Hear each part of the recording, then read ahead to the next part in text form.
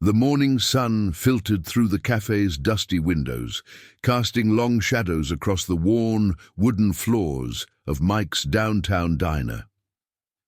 It was the kind of place where time seemed to stand still, where the aroma of fresh coffee and warm pancakes created an atmosphere of comfort and familiarity. But on this particular morning, the peaceful rhythm of clinking plates and quiet conversation would be shattered by a confrontation that no one saw coming, least of all the group of leather-clad troublemakers who were about to learn a painful lesson about judging appearances. Thomas Anderson sat in his usual corner booth, his weathered hands wrapped around a steaming cup of black coffee. The sleeve of his right arm hung loose, pinned neatly at the shoulder, a visible reminder of his sacrifice during his third tour in Afghanistan. His eyes, still sharp despite the years, scanned the room with the habitual awareness that never quite left a soldier, even years after leaving the battlefield. The diner was his morning sanctuary, a place where he could sit quietly, read his paper, and enjoy the simple pleasure of a good cup of coffee without drawing too much attention. His son, David, sat across from him, his broad shoulders and perfect posture betraying his own military background. At 32, David had followed in his father's footsteps, serving in the Navy SEALs before transitioning to civilian life. Now he worked as a private security consultant, though he made sure to have breakfast with his father whenever he was in town. It was their tradition, their way of maintaining the bond that had only grown stronger through years of shared service and sacrifice.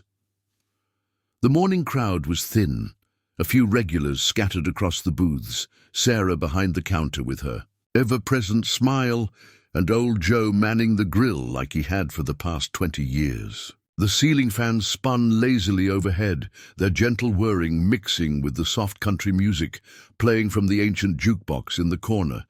It was peaceful, ordinary, the kind of scene that played out in diners across America every single day.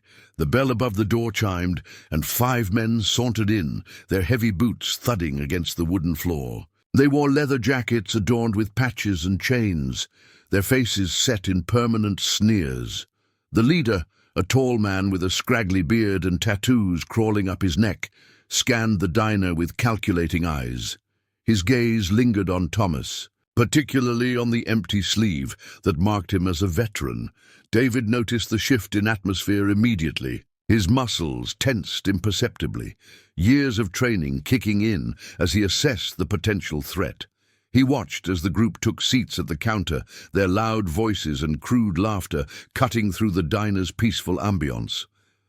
His father seemed unperturbed, calmly turning the page of his newspaper as he took another sip of coffee. Sarah approached the group with menus, her usual warm smile slightly strained. The leader, who introduced himself as Snake, made a show of looking her up and down before ordering coffee for the group. His voice was unnecessarily loud, demanding attention, marking territory in a place that wasn't his to mark. Thomas continued, reading his paper, but David could see the slight tension in his father's jaw, the way his eyes weren't really following the words anymore. They had been through enough together to read each other's subtle signals. Something was brewing, and both men could feel it in their bones. The gang's conversation grew louder, peppered with crude jokes and casual profanity. They were testing boundaries, seeing how far they could push before someone pushed back. Their laughter had an edge to it, the kind that wasn't about humor, but about dominance and intimidation. David maintained his relaxed posture, but his mind was already mapping out the space, noting exits, potential weapons, and the positions of every person in the diner. It was automatic, ingrained from years of training and real-world experience. He could see some of the regular customers growing uncomfortable, their breakfasts forgotten, as they cast nervous glances at the rowdy group. Snake's voice cut through the tension like a knife. "Hey, looks like we got ourselves a real American. Hero over here, boys." His words dripped with sarcasm as he nodded toward Thomas's empty sleeve. "What's the matter, old-timer? Couldn't keep all your parts together in the sandbox? The diner fell silent. Sarah froze behind the counter, coffee pot suspended in mid-pour. Old Joe stopped flipping pancakes, his spatula hanging in the air. Thomas slowly lowered his newspaper, folding it with deliberate care and placing it on the table. His eyes met his son's for just a moment, a lifetime of understanding passing between them. David's face remained impassive, but inside, a storm was brewing. He had seen his father face down worse than these thugs, had witnessed his unwavering courage in the face of real adversity. These men had no idea who they were dealing with, not just with Thomas, but with the silent warrior sitting across from him. The morning was about to take a turn that none of them had anticipated, and David was ready for whatever came next. The gang's laughter echoed through the diner, but it wouldn't last long. They had chosen the wrong veteran to mock, and more importantly, they had no idea that his son was about to teach them a lesson they'd never forget.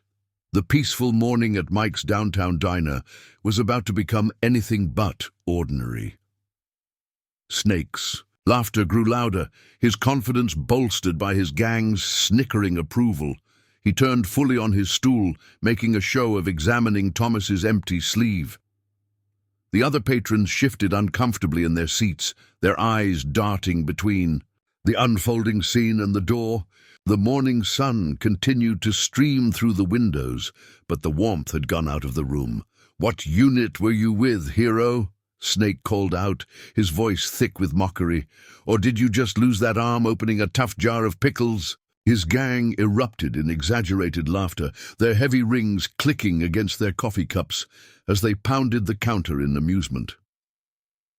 Thomas remained still, his weathered face betraying no emotion. He'd faced down Taliban fighters and survived IED explosions.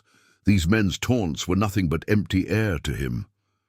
His hand stayed steady as he lifted his coffee cup to his lips, taking a deliberate sip before setting it back down with precision. That spoke of years of adapting to life with one arm.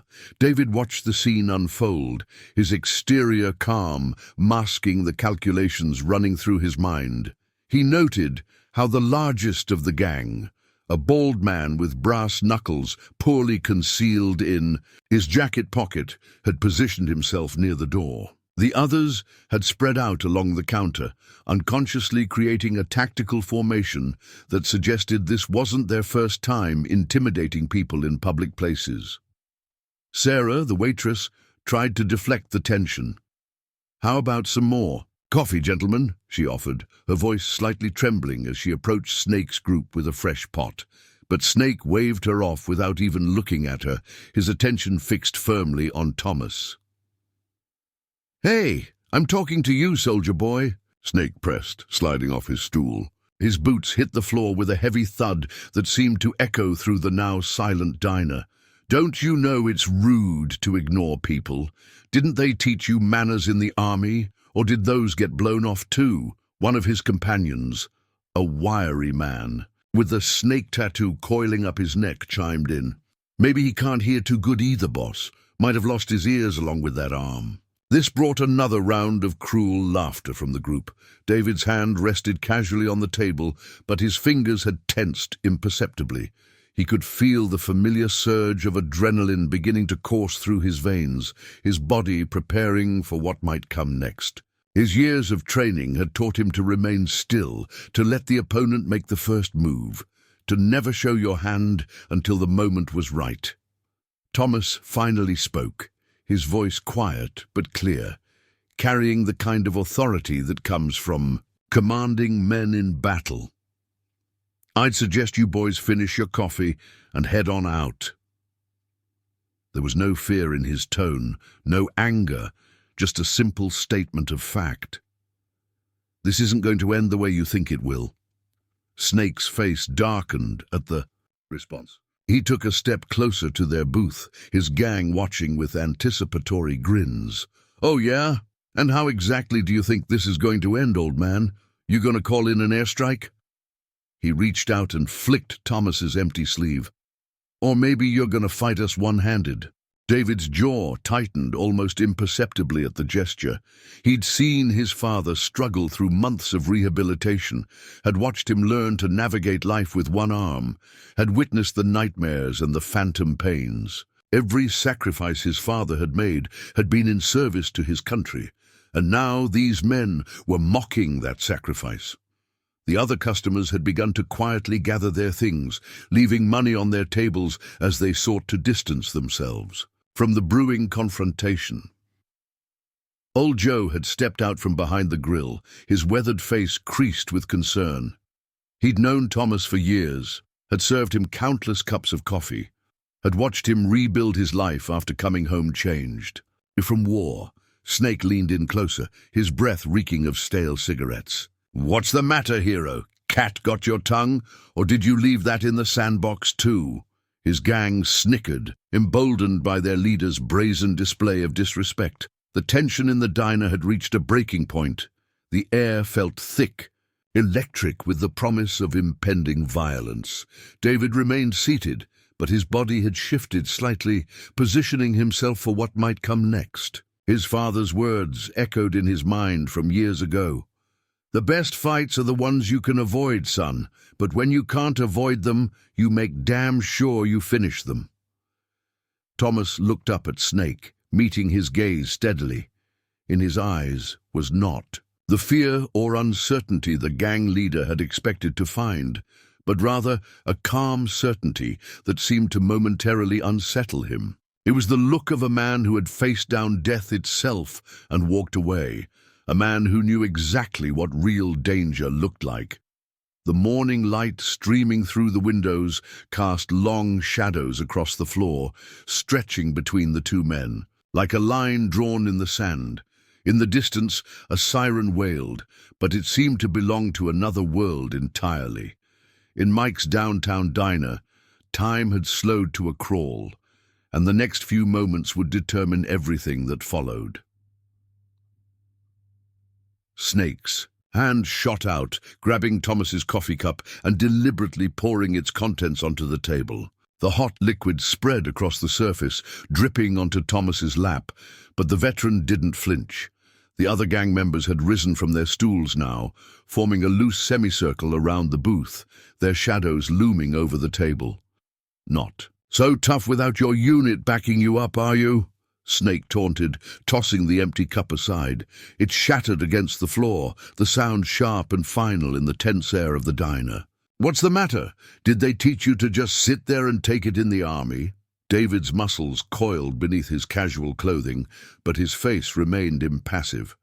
He watched as the coffee dripped onto his father's pants, noting how his father's, and the only one he had left, remained perfectly steady on the table. Years of training had taught David to read a room, to anticipate threats before they fully materialized, and right now, every instinct he'd honed through countless missions was telling him this situation was about to explode.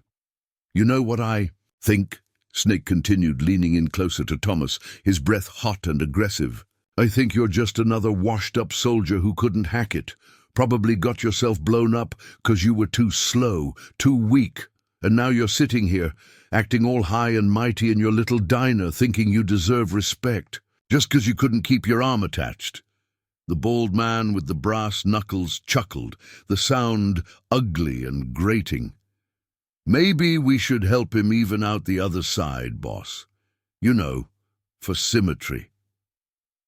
He made a show of cracking his knuckles, the brass glinting dully in the morning light. Sarah had retreated behind the counter, her hand hovering near the phone. Old Joe stood rigid by the grill, his weathered face a mask of concern and anger. The few remaining customers had pressed themselves against the far wall, unwilling to leave but afraid to stay too close. Thomas slowly looked up at Snake, his voice steady when he spoke. "Son, I've met men like you before. In every war, in every battle, there's always someone who thinks strength comes from causing pain, from pushing around those they think can't push back." He gestured to his empty sleeve. This I got pulling. 3 of my men out of a burning Humvee after an IED hit. What's your story? What battles have you fought that give you the right to judge sacrifice? Snake's face twisted with rage. You think your war stories scare me, old man? He reached out, grabbing Thomas's shirt collar, pulling him forward. Let me tell you something about sacrifice. Before he could finish his sentence, David's hand shot out, grabbing Snake's wrist. His grip was like iron, precise and controlled, applying pressure to exactly the right points to make Snake's fingers involuntarily release his father's collar. The gang leader's eyes widened in surprise, finally turning to fully acknowledge. The younger man at the table.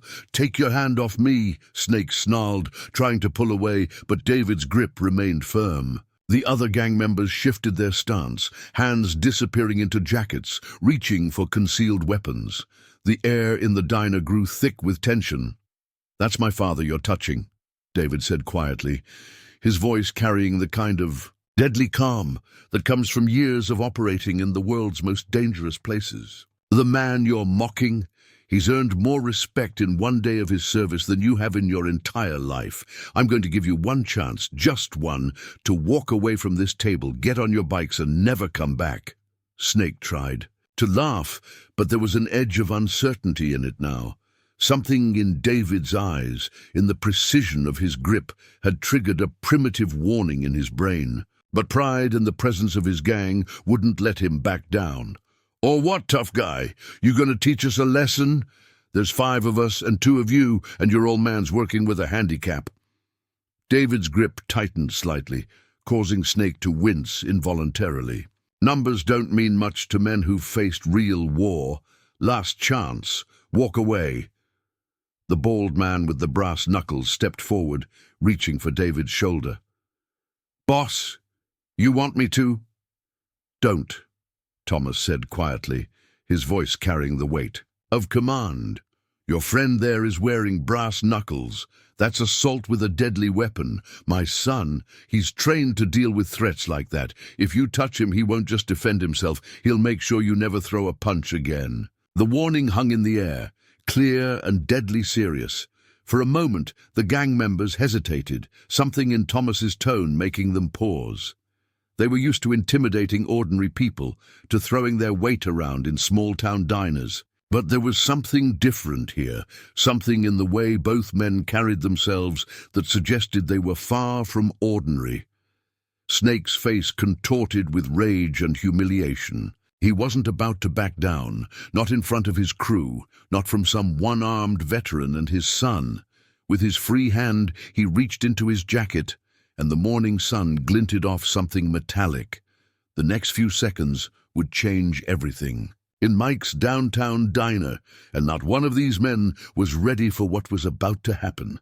Snake's hand emerged from his jacket, gripping a switchblade, its polished surface catching the morning light. The sharp click of the blade extending seemed to freeze time in the diner for a split second. Sarah gasped behind the counter, and old Joe took a step forward, his face pale with concern. David's eyes flickered to the blade, then back to Snake's. A face. His grip hadn't loosened on the gang leader's other wrist, and his posture remained perfectly controlled. Thomas hadn't moved, his eyes calmly watching the scene unfold, as if the appearance of a weapon was merely an expected development. "Now," Snake growled, his confidence returning with the familiar weight of the blade in his hand, "you're gonna let go of my arm, and we're gonna teach you and your crippled old man some respect." He gestured with the knife, letting it catch. "The light. Unless you want to end up matching him." David's voice remained steady, almost conversational.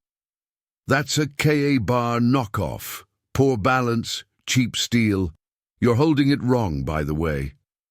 His calm assessment seemed to throw Snake off. "Balance for a moment. In about 5 seconds, you're going to wish you'd left it in your pocket." The bald man with the brass knuckles moved closer, positioning himself behind David. The other gang members spread out, creating what they thought was a tactical advantage. The remaining customers pressed themselves further against the wall, and Sarah had finally picked up the phone behind the counter, though her trembling fingers hadn't yet dialed. "Your son's got a big mouth," Snake snarled at Thomas. "Let's see if he can back it up. He twisted the blade, trying to bring it closer to David's face. "Or maybe I should start with you, old-timer. Show him what happens when—" What happened next was so fast that most of the observers would later have trouble describing it. David's free hand shot up, catching Snake's knife hand at the wrist. In one fluid motion he twisted, applying pressure to specific nerve points that sent waves of pain shooting up Snake's arm. The knife clattered to the floor as Snake's fingers involuntarily opened. Simultaneously, David rose from his seat, using Snake's momentum against him. The gang leader found himself being pulled forward, off balance, as David shifted his weight. Before anyone could react, Snake was face down on the table, his arm locked behind him in a hold that sent shooting pain through his shoulder. The bald man lunged forward, brass knuckles glinting, but David had anticipated this. Without releasing, "Snake!" He kicked backward, his foot connecting with the man's knee with surgical precision. There was a sickening crack, and the man went down with a howl of pain, his brass knuckles skittering across the floor. "I told you that would be a mistake," Thomas said quietly, still seated, his voice carrying across the sudden chaos. He calmly moved his newspaper away from the spilled coffee, folding it neatly with his one hand. The other three gang members stood frozen for a moment, processing how quickly their advantage had evaporated. Then, with a collective roar, they charged forward. David's training kicked in fully now, his movements becoming a blur of practiced efficiency. He used Snake's pinned body as a pivot point, swinging him into one of the charging attackers. Both men went down in a tangle of limbs. The remaining two rushed him from different angles, but David was already moving. He stepped into the space between them, his elbow catching one in the solar plexus while his other hand deflected a wild punch from the second. The gang member, gasping for breath, stumbled backward, knocking over a chair. His companion, a man with a snake tattoo on his neck, managed to graze David's cheek with a punch, but the victory was short-lived. David trapped. The man's extended arm turned into his body and used his own momentum to flip him over his hip. The gang member crashed onto a nearby table, sending plates and coffee cups shattering to the floor. Snake had managed to get back to his feet, blood trickling from his nose where he'd hit the table. His eyes were wild with rage and humiliation. "Kill them!" he screamed, reaching for another weapon in his jacket, but David was already in motion again. He closed the distance between them in 2 swift steps, his hands moving in a precise sequence of strikes that targeted pressure points and nerve clusters. Snake's body jerked as each blow landed, his face contorting in pain and shock. Before he could bring his weapon to bear, David had him in another hold, this one driving him to his knees. The bald man was still on the ground, clutching his shattered knee and moaning. 2 others were trying to untangle themselves from the mess of broken furniture, while the 4th was still gasping for breath, doubled over against the counter. The 5th had managed to get up from the broken table, but was clearly dazed, swaying on his feet. Throughout it all, Thomas hadn't moved from his seat. He watched the scene with the practiced eye of a veteran, noting his son's efficiency, the economy of movement that spoke of years of training and real-world experience. There was no wasted motion, no flashy displays, just the ruthless effectiveness that came from operating in environments where mistakes meant death. The morning sun continued to stream through the diner's windows, creating strange shadows as dust and debris floated through the air. The scene had transformed from peaceful breakfast to controlled chaos in mere seconds, and it wasn't over yet. Snake's gang was about to learn exactly what it meant to push a trained operator too far. The diner had become a battlefield, but not the chaotic kind that Snake and his gang were used to. This was a calculated, controlled type of combat that they had never encountered before. David moved with precision, each step placed exactly where it needed to be, each strike delivered with surgical accuracy. Snake struggled against the hold that kept him on his knees, but David's grip was like steel cables wrapped around his joints. Every attempt to break free only resulted in sharp, shooting pain that made his vision blur.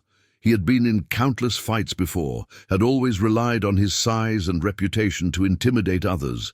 But this was different. This was like fighting a machine.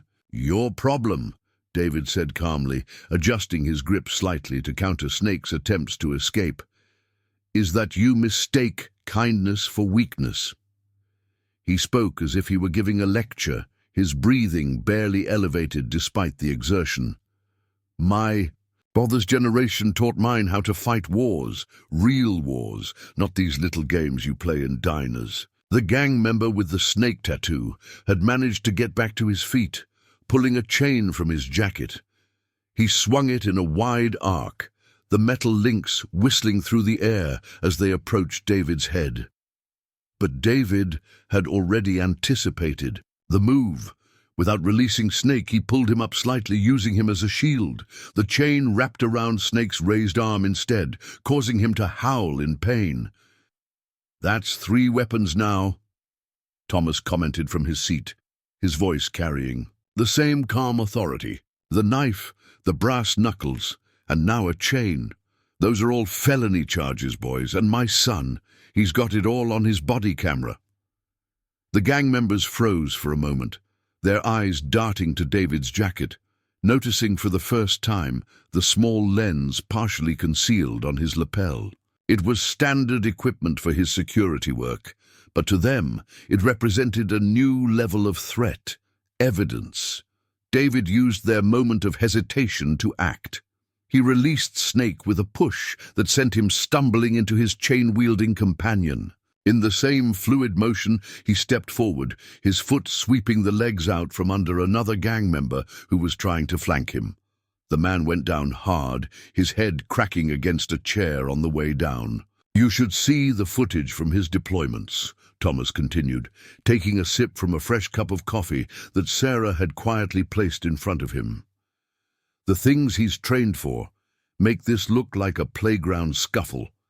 The bald man, with the shattered knee, had managed to drag himself toward the counter, reaching for a fallen knife. David noticed the movement in his peripheral vision and responded instantly. He crossed the space in 2 steps, brought his heel down on the man's wrist, not hard enough to break it, but with sufficient force to make him release the weapon. "That's 4 weapons," David noted, kicking the knife away. "The prosecutor's going to love this video." Snake had disentangled himself from the chain and was backing toward the door, his previous bravado replaced by something approaching fear. He had never encountered someone who could fight like this, who could dismantle an entire gang while barely breaking a sweat. "You're dead," he spat, but the threat sounded hollow even to his own ears. "You hear me? Both of you are dead." David's response was to move forward again, his steps measured and deliberate. The remaining gang members who could still stand began to back away, their formation broken, their confidence shattered. They had come in expecting to intimidate an old, disabled veteran and his son. Instead, they had walked into a nightmare. "Here's what's going to happen," David announced, his voice carrying across the now quiet diner. "You're all going to place your hands on your heads. You're going to kneel down, facing the wall. If any of you makes a move for another weapon, I'll demonstrate what I learned in close-quarters combat training. Trust me, you won't enjoy it." The gang members looked to Snake, their leader, who was now pressed against the door, his face a mask of impotent rage and growing fear. David took another step forward, and something in his movement, in the cold precision of his stance, made the decision for them. One by one, they began to comply, placing their hands on their heads and kneeling. "Your father," Snake said, his voice shaking with a mixture of rage and fear, "is a washed-up cripple who couldn't even keep himself in one piece. And you're just his attack dog." Thomas finally stood up, his movement drawing all eyes in. "The diner." He walked over to Snake, his steps steady despite his missing arm. "Son," he said, his voice carrying the weight of years of command, "you never did ask me what unit I served with." He paused, letting the words hang in the air. I was a Green Beret. My son here, he makes my old unit look like amateurs. So I suggest you take his advice and get on your knees before he decides to give you a more thorough demonstration." The sound of approaching sirens filled the air, growing louder by the second. Old Joe had finally called the police, and Sarah was standing behind the counter with tears of relief in her eyes. The morning sun continued to stream through the windows, illuminating the scene of controlled destruction. Overturned tables, scattered weapons, and 5 gang members learning the hard way that appearances can be deceiving. Snake looked at Thomas, then at David, and finally at his kneeling companions. The fight had gone out of him, replaced by the dawning realization that he had made a terrible mistake. With a final curse, he sank to his knees, placing his hands on his head. The mighty had fallen, and the morning at Mike's downtown diner had become a lesson none of them would ever forget. The sound of police sirens grew louder as multiple patrol cars pulled into the diner's parking lot, their red and blue lights painting the interior in alternating colors. Through the windows, David could see officers emerging from their vehicles, hands on their weapons, as they approached the entrance. He maintained his position, keeping a watchful eye on the subdued gang members. "On the ground, all of you," the first officer through the door commanded, his weapon drawn. His eyes quickly scanned the scene, the overturned furniture, the scattered weapons, and the 5 men kneeling with their hands on their heads. Behind him, more officers flooded in, quickly moving to secure the premises. David slowly raised his hands, making his movements deliberate and non-threatening.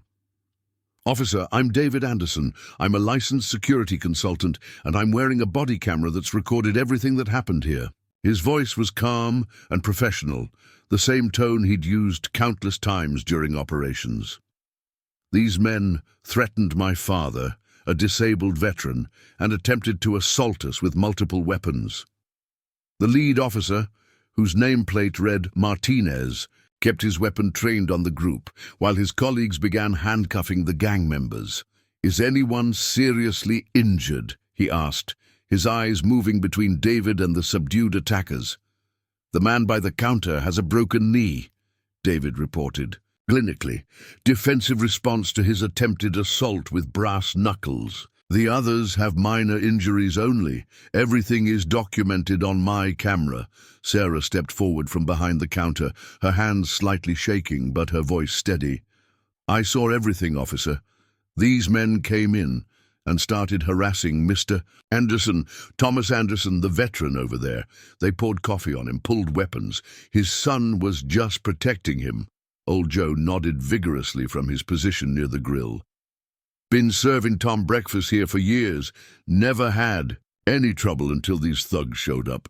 They're the ones who started it. We all saw it." Snake, now being handcuffed by a young officer, suddenly found his voice again.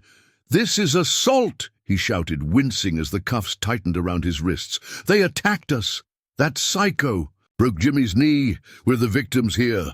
Officer Martinez turned to Snake, his expression hardening. "Sir, we've had reports about your gang causing trouble all across 3 counties.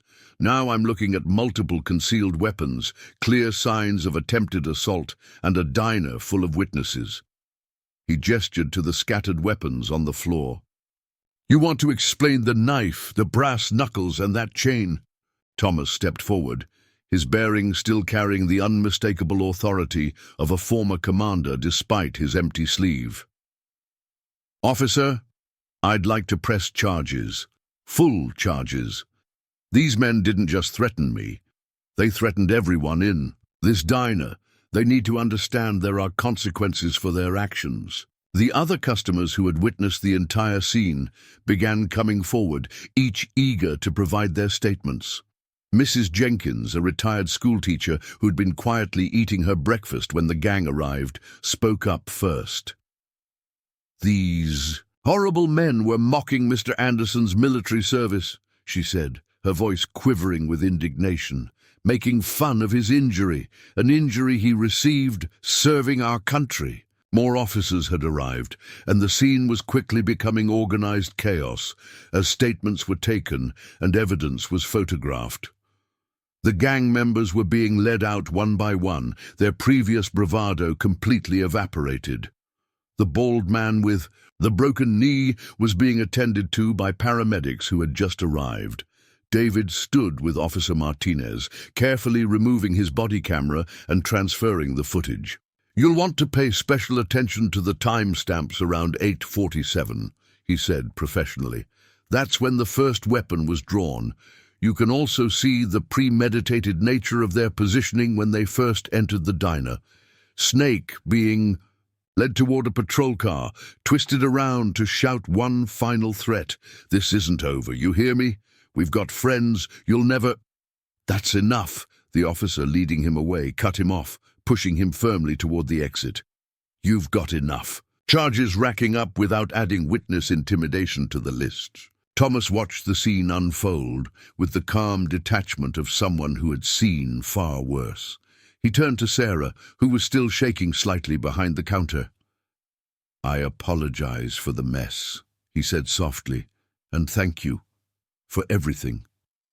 Sarah wiped her eyes with her apron, managing a warm smile. "Don't you dare apologize, Thomas Anderson. You and your son, you showed those bullies what real strength looks like." Old Joe had begun picking up overturned chairs, straightening what he could. "Damn right," he muttered.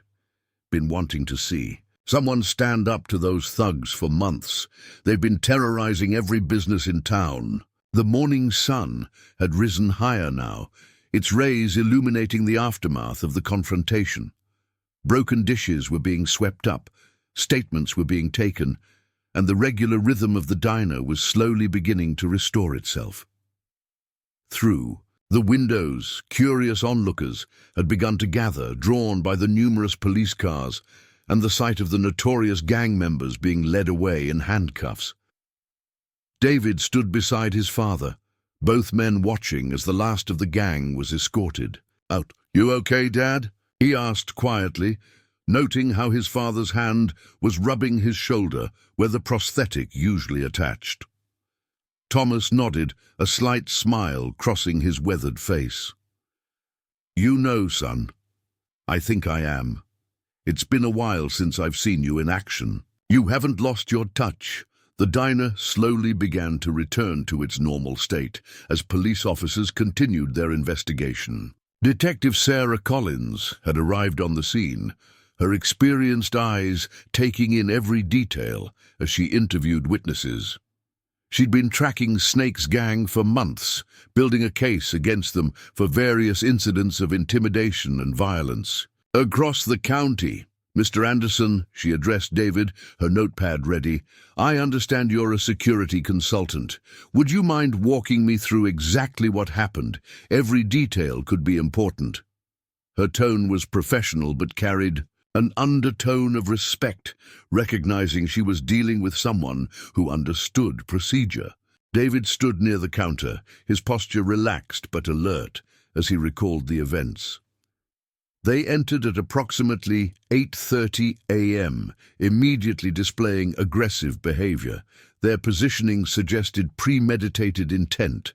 They spread out in a tactical formation commonly used for intimidation. The leader, Snake, began verbally harassing my father, specifically targeting his military service and disability. Thomas sat nearby, sipping a fresh cup of coffee that Sarah, the waitress, had insisted on bringing him. The diner staff had rallied around him, with old Joe personally cooking him a new breakfast to replace the one that had been disrupted. The other customers who had stayed to give statements kept glancing at him with a mixture of admiration and concern. "And the weapons?" Detective Collins prompted, noting how David's recounting was precise and methodical, unlike the often chaotic witness statements she usually received. First was a switchblade, pulled by their leader. Second, brass knuckles carried by the large, bold individual. Third, a length of chain wielded by the man with the snake tattoo. There was also a fourth weapon, another knife, that was attempted to be retrieved during the altercation. All of this is documented on my body camera footage, which I've already provided to Officer Martinez. The detective nodded, making careful notes. And your response? Walk me through your defensive actions. David described each move with clinical precision, explaining how he had used minimal necessary force to neutralize the threats while ensuring no lasting damage was done, with the exception of the defensive break to the knee of the man who had attempted to assault him with brass knuckles. As he spoke, forensics teams were photographing the scattered weapons and marking evidence. The diner had become a crime scene, but there was something almost poetic about how the morning light still streamed through the windows, illuminating the aftermath of justice being served. Thomas watched his son with quiet pride. He remembered training a young David in their backyard, teaching him not just how to fight, but when to fight. The mark of a true warrior, he used to say, isn't in how many fights he wins, but in how many he prevents. Today, David had demonstrated both aspects of that teaching. Detective Collins turned to Thomas next. Sir, I understand you're a veteran. Would you be willing to provide your service details for the record? It may help establish the hate crime aspect of their harassment. Thomas straightened in his chair, his voice carrying the quiet authority that had led men into battle. Green Berets, Special Forces, 3 tours in Afghanistan. Lost my arm pulling my men from a burning Humvee after an IED strike in Kandahar province. He paused, his hand unconsciously moving to his empty sleeve. I've got all my documentation at home, including my Purple Heart and Silver Star citations. The detective's eyes softened slightly. Thank you for your service, sir. And I'm sorry you had to experience this kind of disrespect here at home. Sarah. The waitress approached, carrying a pot of fresh coffee. Detective, if it helps your case, these men have been causing trouble all over town. Last week, they harassed the Chen family at their grocery store, and before that they were threatening old Mr. Peterson at the hardware store. They've been getting bolder, old Joe added from behind the counter. Started with small things, intimidating people, breaking windows at night. But this, he gestured around the diner, this was different. They crossed a line today. Detective Collins nodded, making additional notes. We've been building a case against them for months. With this incident, the weapons charges, the assault, the hate crime angle with targeting a disabled veteran, plus the body camera footage, this could be what we need to put them away for a significant time. Outside, the crowd of onlookers had grown. Word had spread quickly in the small town about how Snake's gang had finally been taken down. Through the windows, David could see people pointing, talking animatedly. He knew the story would be all over town by nightfall. How a disabled veteran and his son had stood up to the gang that had been terrorizing the community. One more thing, Detective Collins said, turning back to David. We found some interesting items in their motorcycles. Looks like they were planning something bigger. Your intervention here might have prevented a much more serious crime. Thomas and David exchanged glances. They both understood the weight of those words. Sometimes standing up to bullies wasn't just about defending yourself, it was about protecting an entire community. The morning had become afternoon, and the sunlight had shifted, casting new shadows across the diner floor. The broken dishes had been swept away, the overturned furniture righted, but something had fundamentally changed in Mike's downtown diner. It was no longer just a quiet breakfast spot. It had become the place where a community's fear had finally been confronted and overcome. The aftermath of the confrontation continued to unfold as the afternoon wore on. The forensics team had finished documenting the scene, photographing every weapon, every scuff mark, every overturned chair that told the story of what had transpired. Detective Collins stood near the entrance, coordinating with other officers as they compiled witness statements and evidence. "Mr. Anderson," she called. To David, We've just received some interesting information from our database. It seems your intervention today might have been even more significant than we initially thought. She approached their table, where David and Thomas were finishing their long-delayed breakfast. Snake, or Ronald Matthews, as he's legally known, has outstanding warrants in 3 states. His gang has been linked to a series of escalating crimes across the region. David nodded, unsurprised. He'd recognized the patterns in their behavior, the tactical positioning, the coordinated intimidation techniques. They were too organized for simple thugs, he observed. Their formation when they entered, the way they spread out. They've done this before, multiple times, Detective Collins confirmed, but they've never encountered someone with your particular set of skills. She glanced at her notes. Navy SEAL training, private security work, combat experience. You're not exactly the easy target they're used to. Thomas set down his coffee cup, his weathered face thoughtful. They've been preying on people they thought couldn't fight back. My son and I, we just happened to be the ones who could. Sarah approached with fresh coffee, her hands now steady, her earlier fear replaced by a fierce pride. You should have seen it, Detective, she said as she topped off their cups. These men were threatening everyone, mocking Mr. Anderson's service. And then David, he moved like nothing I've ever seen before. Old Joe had been slowly restoring order to his kitchen, but he paused in his work to add, been serving breakfast in this town for 20 years, seen my share of tough guys come through those doors. But what happened today? That wasn't just fighting, that was justice. Outside, the crowd had begun to disperse, but the energy in the town had shifted. Word was spreading quickly about how Snake's gang had finally been stopped, not by police or local authorities, but by a disabled veteran and his son, who refused to back down. Detective Collins consulted her phone as it buzzed with a new message. We've just received confirmation from the state police.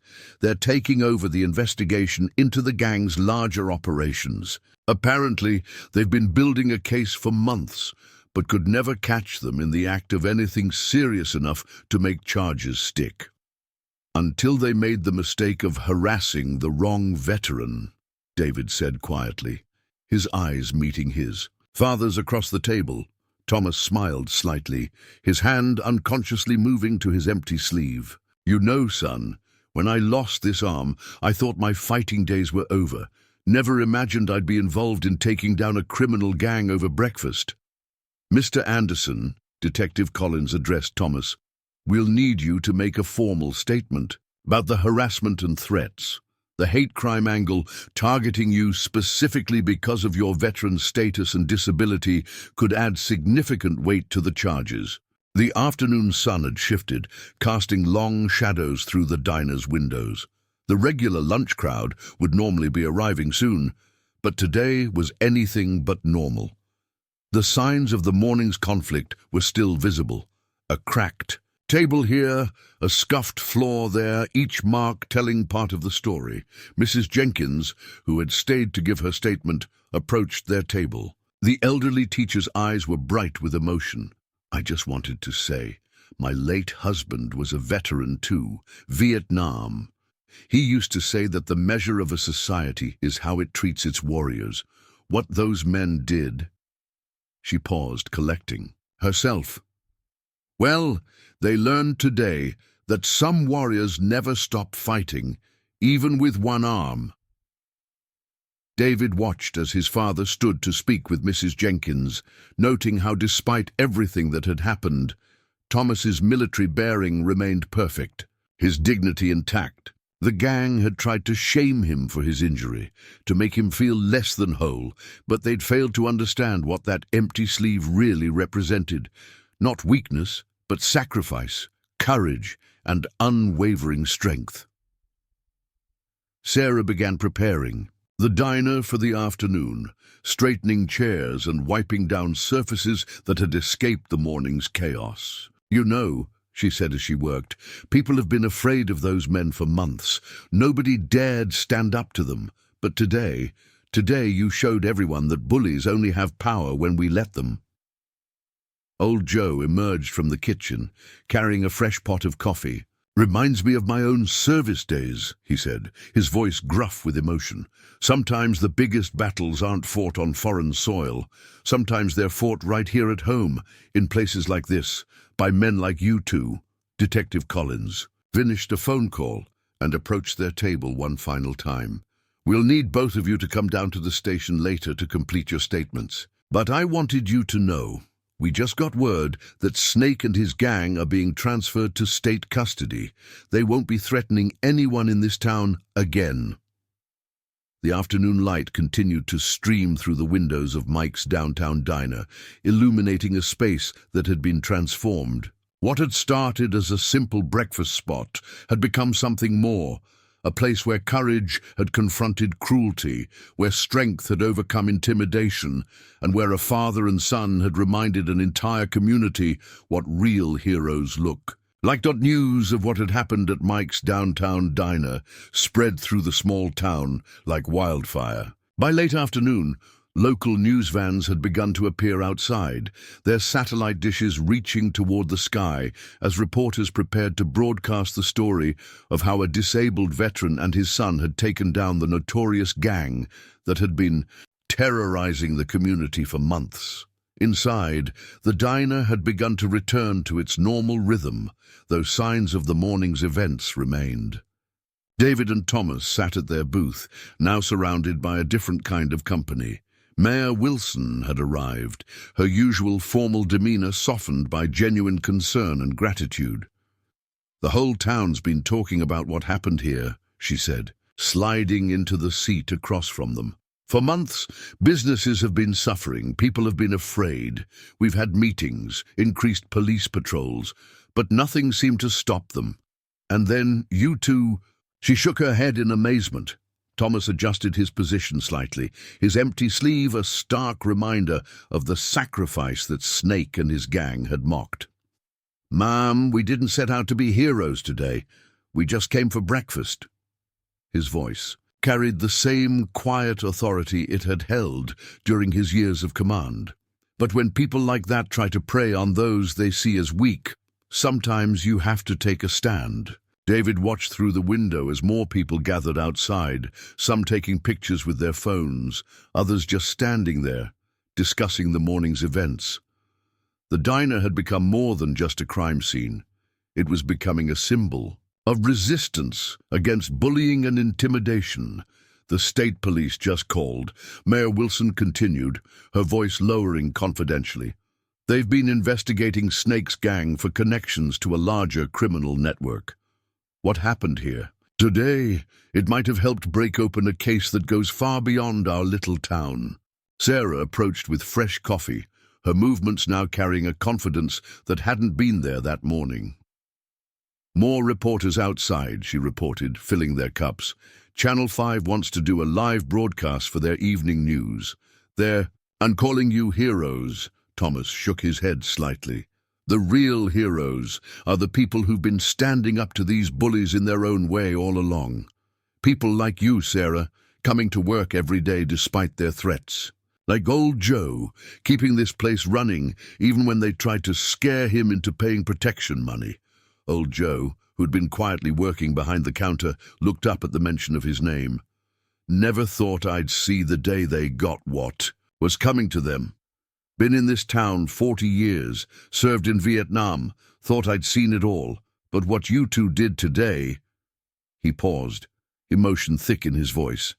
"Well, let's just say some things are worth waiting for." Detective Collins returned to the diner, her expression professionally neutral, but with a glint of satisfaction in her eyes. "Just got out of interrogation with Snake," she announced, pulling up a chair. "He's talking. Seems your little demonstration of skill really shook him up, Mr. Anderson. He's already offered to give up names, dates, locations, everything about their operation." David nodded, understanding the implications. Sometimes it took a decisive defeat to break the illusion of invincibility that criminals like Snake relied upon. "They built their reputation on intimidation," he observed. "Once that's gone, there's nothing left. Through the diner's windows, the late afternoon sun cast long shadows across the parking lot, where Snake's abandoned motorcycles still stood, now surrounded by police tape. They seemed smaller somehow, less threatening, like props from a play that had finally ended. Mrs. Jenkins had returned, this time with several other elderly residents of the town. They stood near the counter, speaking in hushed tones, occasionally glancing at Thomas and David with undisguised admiration. These were people who had lived through wars, had seen their share of courage and cowardice, and they recognized the significance of what had happened in their town. "You know," Mayor Wilson said thoughtfully, "we've been trying to establish a community safety program, something to help prevent situations like this from happening again. We could use someone with your expertise, Mr. Anderson. Both of you, actually. Your experience, your understanding of how to handle these situations." Thomas and David exchanged glances. They hadn't come to town looking to be community leaders or local heroes. Thomas had simply wanted a quiet place to live after. His retirement, somewhere to enjoy his morning coffee and read his paper in peace. David's security work kept him traveling, but he always made time to visit his father, to share those quiet moments at the diner. But sometimes life had other plans. Sometimes a simple morning breakfast could turn into something more. A moment of standing up against injustice, of showing a community that courage wasn't about having two arms or being unafraid. It was about doing what was right, even when doing so came at a price. Sarah returned to their table, this time carrying a fresh apple pie she'd just finished baking. "On the house," she insisted, setting it down. "Actually, your breakfast is on the house too. In fact, I don't think either of you will have to pay for a meal in this town ever again." The smell of fresh-baked pie filled the diner, mixing with the afternoon sunlight to create a moment of simple, perfect peace. Outside, the world was still buzzing with the news of what had happened, but in here, in this moment, there was just a father and son, a piece of pie, and the quiet satisfaction of knowing they had made a difference. As evening approached, Mike's downtown diner had transformed from a crime scene into something resembling a town hall meeting. Local business owners had begun filtering in, each with their own story about Snake's gang, each wanting to share their gratitude with Thomas and David. The small diner could barely contain the surge of community spirit that had emerged in the wake of the morning's events. "They broke my windows twice last month," Mr. Chen from the grocery store said, standing near their booth. "Insurance wouldn't cover it anymore. I was thinking of selling the store, moving away, but now—" He gestured around the diner at the gathered townspeople. "Now we can breathe again." Detective Collins had set up an impromptu station at the counter, taking statements from business owners about their previous encounters with the gang. The picture that emerged was one of systematic intimidation that had been slowly strangling the life out of the small town. "We've identified at least 15 businesses that were paying them protection money," she explained to David and Thomas. "Most were too afraid to come forward before, but after what happened here today," she gestured to the growing crowd, "well, let's just say people aren't afraid anymore." Thomas sat quietly, observing the scene with the measured gaze of a veteran who had seen how small actions could lead to big changes. His empty sleeve, which Snake's gang had mocked just hours ago, now seemed to command a different kind of attention. Respect, admiration, and understanding of the true meaning of sacrifice. David's phone had been buzzing continuously with calls from his security firm. Word had spread through professional channels about how he had handled the situation, and new clients were already reaching out. But for now, he let the calls go to voicemail, focusing instead on this moment with his father and their community. Mayor Wilson had begun organizing the impromptu gathering, her political instincts recognizing the need to channel this energy into something constructive. "We need to make sure this never happens again," she announced to the crowd. "Not just the gang, but the fear that let them operate for so long. We need to stand together." Old Joe emerged from the kitchen, where he'd been stress cooking enough food to feed the growing crowd. "You know," he said, setting down a fresh plate of his famous meatloaf, "I served with men who had half their bodies blown away in Vietnam. Never once heard them complain. But these punks thought they could mock a warrior's sacrifice?" He shook his head, disgusted. "They learned today what real strength looks like." Sarah had been moving through the crowd with coffee and pie, but she paused at their table, her eyes bright with emotion. "My late husband was a cop," she said quietly. "He always said that evil thrives when good people do nothing. Today, you two did something. You showed us all what that means." Outside, the evening news crews were setting up their equipment, preparing to broadcast live. Through the windows, David could see the reporters doing their stand-ups, gesturing toward the diner, where an entire community's story had changed in the space of a morning. "Dad," David said softly, watching the scene unfold, "remember what you used to tell me about fighting?" Thomas nodded, a slight smile crossing his weathered face. "That the best fights are the ones you walk away from, but sometimes you have to stand your ground to protect others." He glanced around the diner at the faces of people who had lived too long in fear. Guess today was one of those times. Mrs. Jenkins had organized a group of retired teachers and veterans who were already planning educational programs to help young people understand the importance of standing up to bullying and intimidation. The energy in the diner was electric, filled with possibility and hope. "You know what really got to me?" Thomas said, his voice thoughtful. "Not the mockery, not the threats. It was the way they thought my missing arm made me less of a man, less of a soldier." He looked at his son with pride. "They never understood that the strongest warriors aren't the ones who can throw the hardest punches. They're the ones who know what they're fighting for." Detective Collins returned to their table with an update. "State police just finished searching their hideout," she reported. "Found evidence linking them to crimes in 5 counties. This goes way beyond simple intimidation. You two didn't just stop a gang today. You helped break open a major criminal operation." The evening light had begun to fade, casting long shadows through the diner's windows. But inside, the atmosphere was bright with renewed purpose. People who had barely spoken to their neighbors for months were now engaged in animated conversations, planning community watches, organizing support networks. "Sometimes," David observed, watching the scene, "it takes a moment of crisis to bring people together, to remind them of who they really are."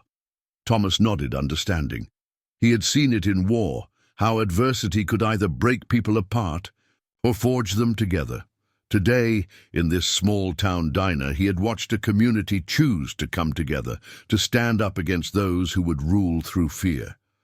The door chimed as more people entered, each bringing their own story, their own piece of the larger narrative that was unfolding.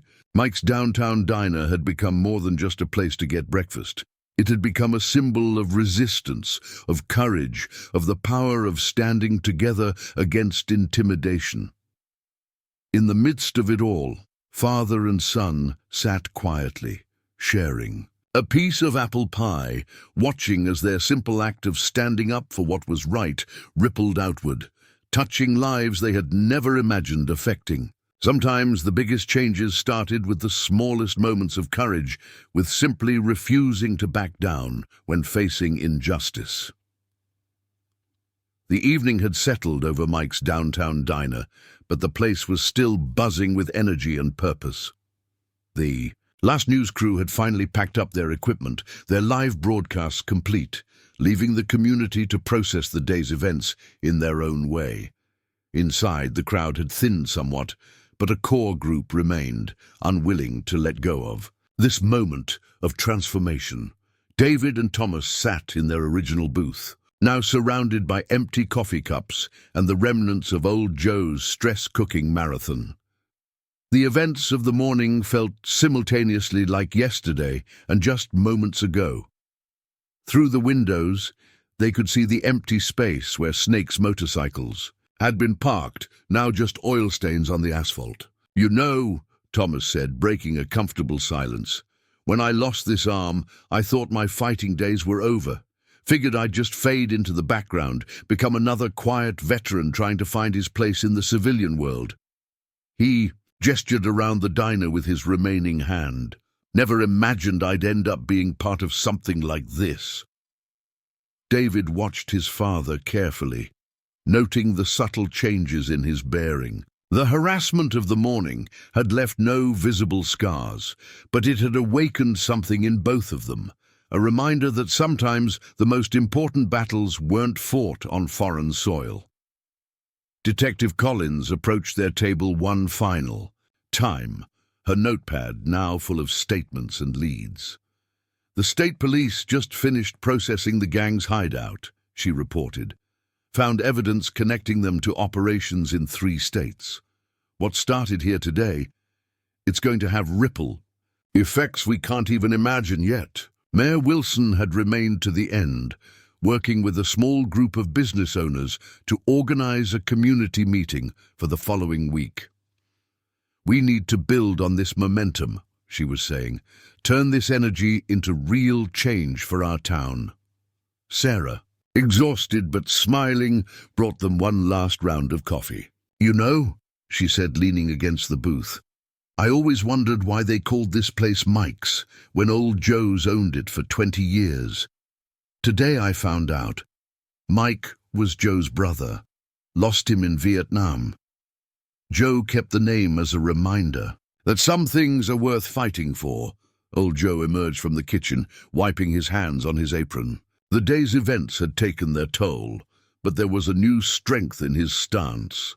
"Closing time," he announced to the remaining crowd. "Though I suppose after today, nothing's really going to be the same around here anyway." Thomas stood, adjusting, his shirt with the practiced ease of someone long accustomed to working with one arm. "Joe," he called out, "thank you for everything. Not just today, but for making this place what it is, somewhere a broken-down old soldier could find some peace every morning." Old Joe's eyes misted slightly. "Ain't nothing broken about you, Tom. Never was. Those punks just couldn't see the difference between being wounded and being weak, but they sure learned today, didn't they?" David gathered their things, noting how his father moved with a new energy, as if some invisible weight had been lifted. The morning's confrontation had stripped away something, not just the gang's power over the town, but perhaps some lingering doubt about his father's place in it. As they headed for the door, the remaining patrons stood in silent respect. These weren't just customers anymore. They were witnesses to a moment when their community had found its courage again, sparked by a disabled veteran and his son who refused to back down from bullies. "Mr. Anderson," Mayor Wilson called out, hurrying to catch them before they left. "Both of you, I know you didn't ask for any of this attention, but our town needed what happened today, needed to be reminded that strength isn't about intimidation or fear. It's about standing up for what's right, even when it costs you something." Outside, the night air was cool and clean. The parking lot was mostly empty now, the last of the day's excitement fading into memory.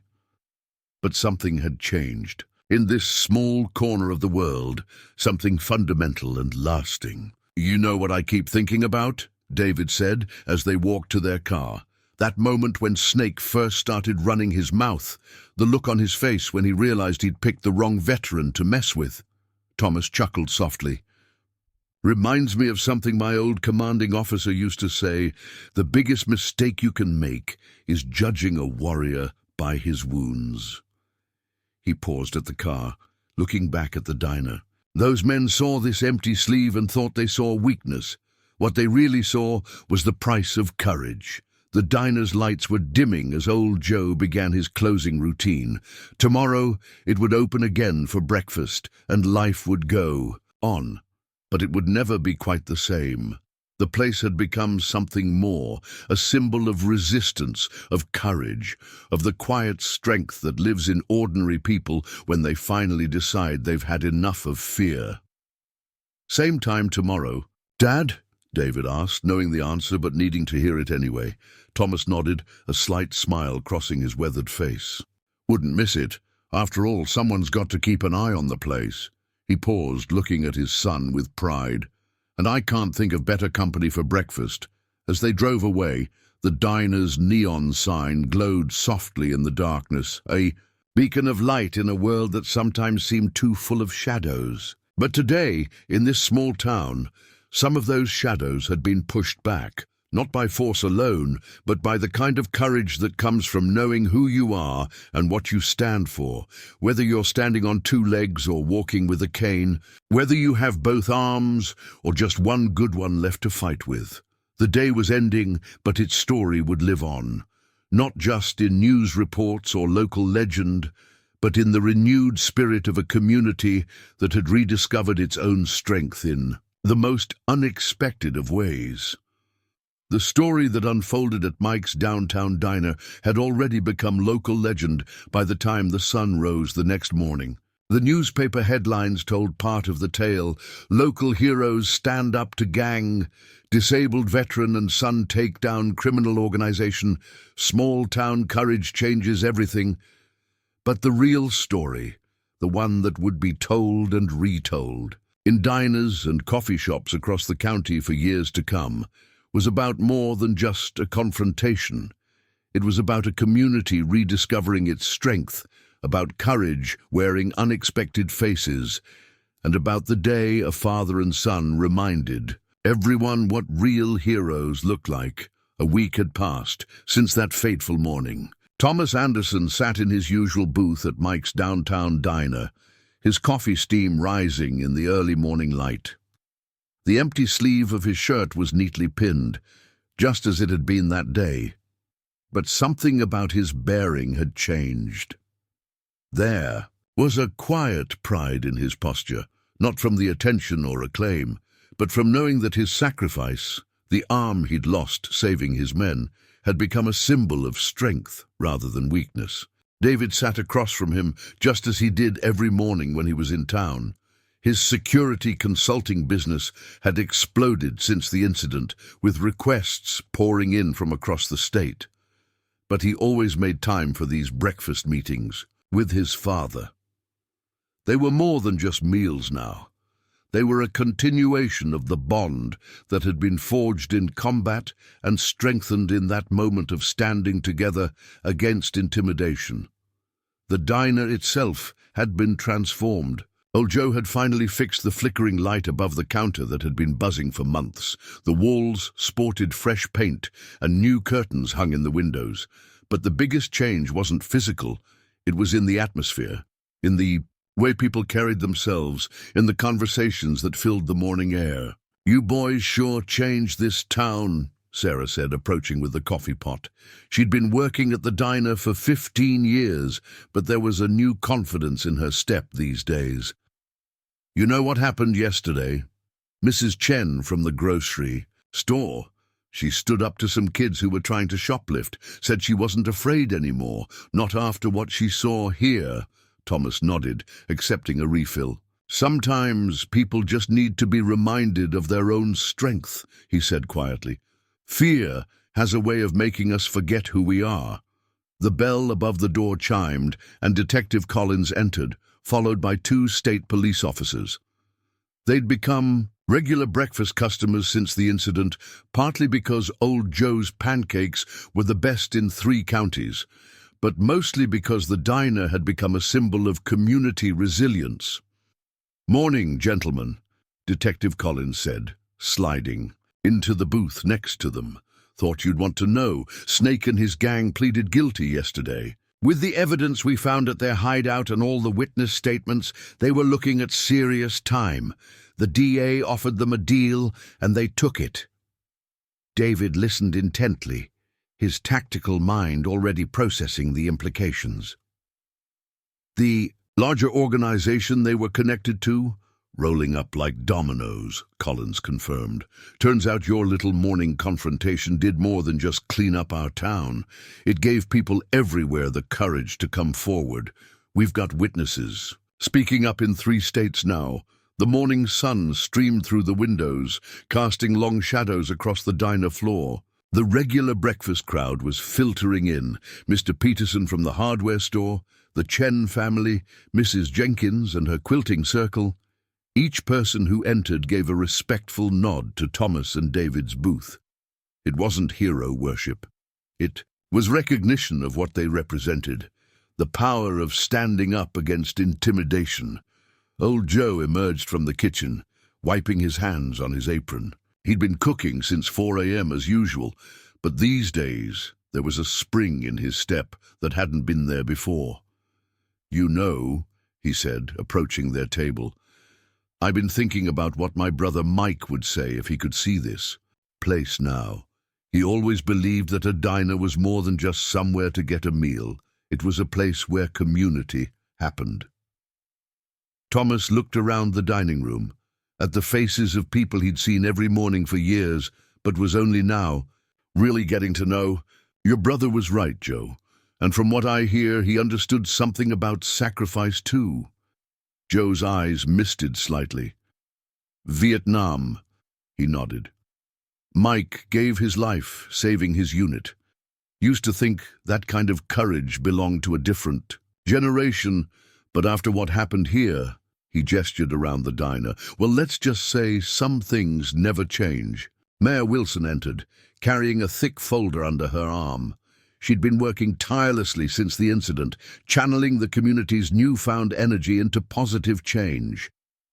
"Thomas, David," she called out, making her way to their booth. "I've got something I want to run by you." She spread out several documents on the table, careful to avoid the coffee cups. "We're starting a community outreach program. Self-defense classes for seniors, security workshops for business owners, support groups for veterans. We want to make sure what happened with Snake's gang never happens again. But more than that, we want to build something positive from this experience." David studied the proposals with professional interest. "You're not just thinking about physical security," he observed. "This is about empowering people, teaching them to look out for each other." "Exactly," the mayor nodded. "And we'd like both of you to be involved. Thomas, your experience as a commander, the respect you've earned, you could help coordinate the veteran support networks. And David, your security expertise would be invaluable for the training programs." Sarah returned with fresh coffee and a plate of Old Joe's special breakfast potatoes. "Count me in too," she said firmly. "I've been thinking about what happened that day, how everyone just watched at first, too scared to do anything. That's not happening again, not in my diner." The morning light had strengthened, filling the diner with a warm glow. Through the windows, they could see the town coming to life, shops opening, people walking with their heads held high, children riding their bikes without fear. It was the same town it had been 2 weeks ago, but somehow completely different. "You know what I keep thinking about?" Thomas said, his voice thoughtful. "That moment when Snake first walked in, when he thought he saw weakness in this empty sleeve. He never understood what it really meant, that sometimes our wounds are proof of our strength, not our vulnerability." David watched his father carefully, noting the subtle change in his expression. "You taught me that, Dad, all those years ago, when you were learning to live with one arm. You never let it stop you, never let it define you. That's what Snake and his gang couldn't understand.